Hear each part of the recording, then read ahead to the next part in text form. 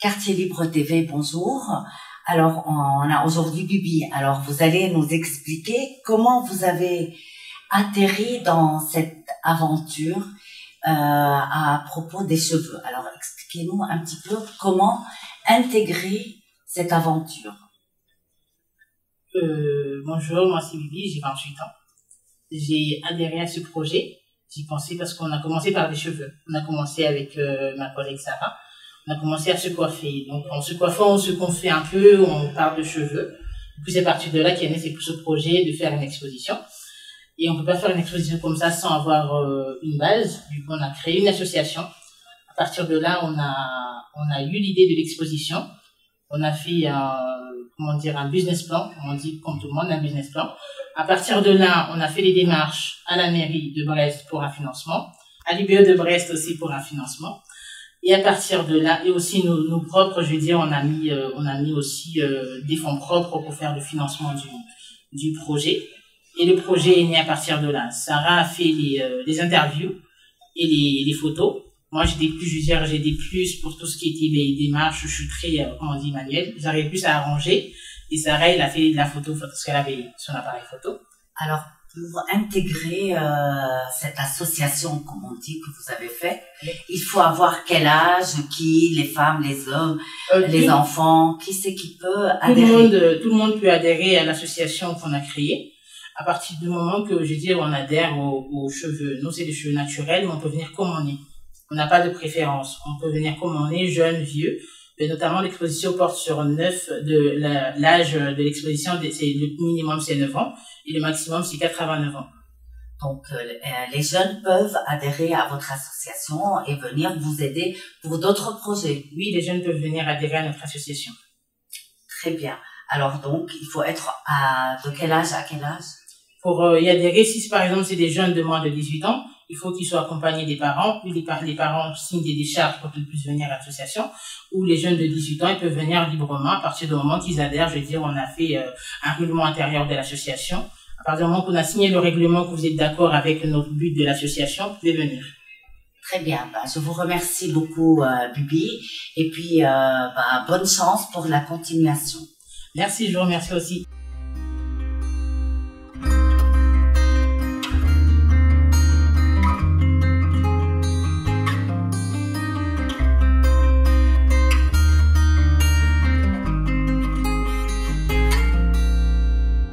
Bonsoir Sarah Moon. Bonsoir André-François Meunier.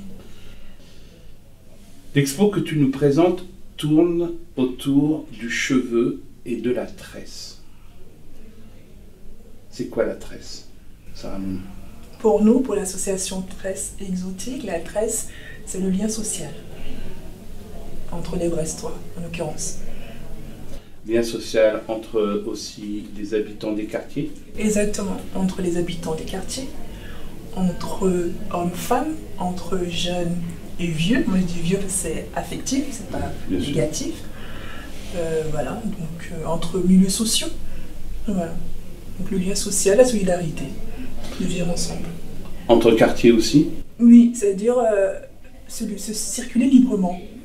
C'est-à-dire oser aller à Guérilerne, habitant de Pont-à-Mézène, oser aller à Kérorian, habitant de Guérilerne, habitant de Siam, oser aller à Ponta. C'est ce que j'allais te dire, puisque voilà. Toi, on ne sait pas évidemment, mais toi tu es du centre-ville. Je suis du centre-ville. Hein, face au téléphérique. Oui, ça t'a permis de venir à Ponta et de te déplacer avec l'exposition partout à Brest. Voilà, en effet. Dans la dynamique du vivre ensemble, d'aller vers l'autre, le biais de notre association, on a souhaité que l'exposition soit itinérante, mobile. Donc continuer à aller vers l'autre, l'écouter, apprendre à le connaître. En fait, ça, osant aller vers l'autre, qu'on réduit les peurs et on s'enrichit sur les connaissances de l'autre. Voilà. Ouais, parce qu'il y a une chose qui est intéressante sur cette exposition, c'est qu'on va trouver effectivement du cheveu, on va trouver des tresses, on va trouver des coupes de cheveux, et on va trouver des coupes sans cheveux, oui. En particulier avec des hommes chauves, parce qu'on ne voit pas de femmes encore, mais avec des hommes chauves. Oui, en effet, vous le soulignez très bien, le cheveu c'est la porte d'entrée, c'est le fil conducteur.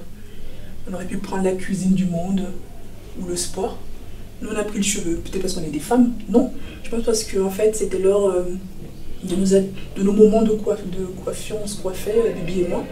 Et on s'est rendu compte qu'il y avait beaucoup de discussions autour du cheveu, comment on était regardé par ailleurs. Et voilà, l'idée est née comme ça. Comme quoi... Il y a quand même une évolution qui est nette, c'est que on peut très bien avoir des jeunes filles, c'est parce que je pense surtout aux jeunes filles, et on a des jeunes filles qui viennent de quartiers différents, qui viennent d'endroits, de lieux différents, et qui vont adopter la tresse africaine, où il y a d'autres tresses, parce qu'il y a des tresses aussi qui sont russes, ou comme on veut. Effectivement, alsacienne. Ouais. En effet, la tresse, je pense qu'on la trouve dans beaucoup de cultures. Voilà. Mais par contre, les africaines ou les antillaises sont les seules à pratiquer le mix cheveux naturels et cheveux, je dirais, faux cheveux, comme mèches de couleur, des laines, des choses comme ça, ou... Non, c'est une... Je ne suis pas totalement d'accord. Non, c'est pas une... Parce que si on lit le témoignage de Julien, par exemple, il dit très bien que les acteurs utilisent beaucoup les extensions de cheveux, non les cheveux issus de l'être humain, les cheveux naturels, pour leur personnage. Donc en effet, dans les idées reçues, dans les préjugés, on pense que ce sont les Africaines qui portent plus des perruques naturelles, plus d'extensions de cheveux naturelles. C'est faux. Il y a des hommes qui portent des perruques, cacher la calvitie frontale. Il y a des femmes blanches ou asiatiques qui portent des perruques. Voilà, il y a des hommes, enfin... Non, c'est des idées reçues, notamment cette exposition est amenée à gommer au fur et à mesure. D'accord. Et est-ce que dans cette exposition, si on parle par exemple de la perruque dans un rôle particulier, est-ce que vous avez, est-ce qu'on peut voir des photos de personnes qui changent de caractéristiques physiques en mettant une perruque, par exemple? Oui, pour encore parler de Julien, Julien a opté pour raser tous ses cheveux suite à un accident. Voilà. Et il porte des perruques pour faire la fête. Un homme qui porte des perruques pour faire la fête. Il sort des convenances sociales, on est d'accord. Voilà. Après, il y a des personnes qui, après une chimiothérapie, pour des raisons pour maintenir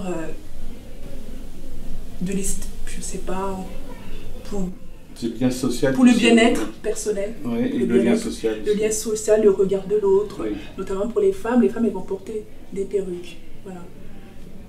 Voilà. Donc je pense que la perruque, il ne faut pas qu'elle soit vue de manière négative, je pense pas. Elle peut être l'objet pour la beauté, pour se mettre en valeur. Elle peut être aussi pour aider dans une souffrance thérapeutique, quoi, hein. Comme je l'ai dit, lorsqu'on a un cancer, on perd ses cheveux. Elle peut servir aussi pour changer de personnalité. Oui, on peut se oui, en effet, pour se travestir, oui, également, oui. C'est important. C'est important également. Oui, il faut penser à tout cela, oui. Est-ce que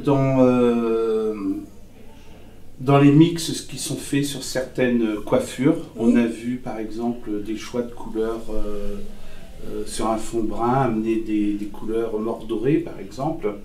Est-ce qu'il y a une signification à ces mix de couleurs ou pas? Ou c'est comme juste un côté beauté ou Pensez à qui? Je sais pas, je pense par exemple, filles surtout, c'est surtout chez les filles, de voir quelques portraits. Il y a quelques portraits là où on a la tresse normale, à laquelle on va rajouter une tresse de couleur, une tresse de laine ou je vois. Donc, en fait, tout un travail en fait de mise en beauté même. Oui. Oui, en effet, une tresse brune avec une tresse blonde. Voilà. Et notamment, on voit ça, on a une photo avec, c'est une fille noire, une fille noire qui fait ça. Pourquoi? Parce qu'on est noir, on est foncé, et le blond c'est pour apporter de la lumière. Donc c'est encore voilà, c'est comme un tableau, c'est pour apporter de la lumière sur le visage. C'est pour ça qu'on met une tresse plus claire. D'accord. C'est ça. Très bien. Donc, j'ai pas vu de photo de Rasta. Il y a un jeune. Oui. Il y a un jeune qui a une coupe un peu qui me fait penser un peu à Omar, un chanteur anglais. Il a des dreadlocks. Il a un début Oui. Et c'est préparé un début de dreadlocks. Oui, en effet, les dreadlocks aussi sont vus comme une coiffure sale en fait. Oui. Comme des fumeurs de joint.